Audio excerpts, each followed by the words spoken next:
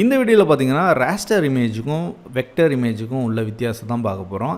இந்த விஷயம் எங்கே உங்களுக்கு ஹெல்ப்ஃபுல்லாக இருக்குன்னு பார்த்தீங்கன்னா, ஒரு இன்டர்வியூ போகிறீங்கன்னா கண்டிப்பாக இந்த விஷயத்தை கேட்பாங்க.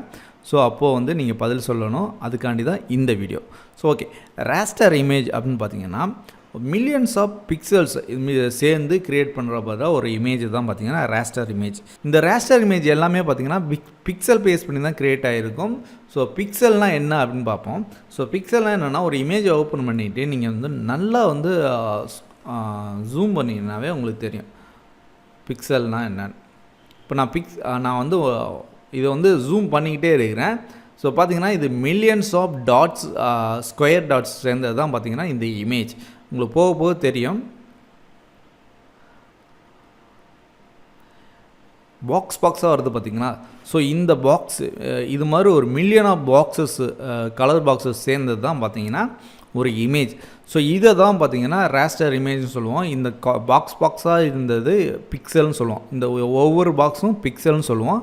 இந்த பிக்சல்லாம் சேர்ந்து தான் வந்து ஒரு இமேஜை வந்து க்ரியேட் பண்ணும். இது மேக்ஸிமம் வந்து ஃபோட்டோகிராஃப்ஸு இல்லைனா எடிட்டர் இமேஜ் இது எல்லாமே பார்த்தீங்கன்னா ராஸ்டர் இமேஜ்.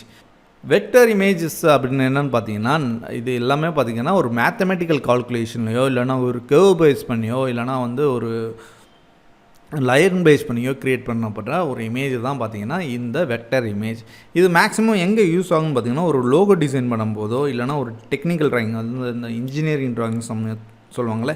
ஸோ இந்த மாதிரி ட்ராயிங்ஸு இல்லைனா காம்ப்ளெக்ஸான ஒரு கிராஃபிக்ஸ் க்ரியேட் பண்ணுறாங்க அப்படின்னா இது எல்லாமே வந்து வெக்டர் பேஸ் பண்ணி வெக்டர் இமேஜில் உருவாகிற இமேஜஸ் தான் இந்த மாதிரி. ஸோ இது எல்லாமே பார்த்திங்கன்னா என்ன சாஃப்ட்வேர் யூஸ் பண்ணுவாங்கன்னா, மேக்ஸிமம் இல்லுஸ்ட்ரேட்டர் இல்லைனா அதுக்கு தகுந்த மாதிரி இன்ஜினியரிங் பேஸ் பண்ணி சாஃப்ட்வேர்ஸ் யூஸ் பண்ணுவாங்க. ஃபோட்டோஷாப்பில் மேக்ஸிமம் வந்து நம்ம ராஸ்டர் இமேஜஸ் தான் யூஸ் பண்ணுவோம்.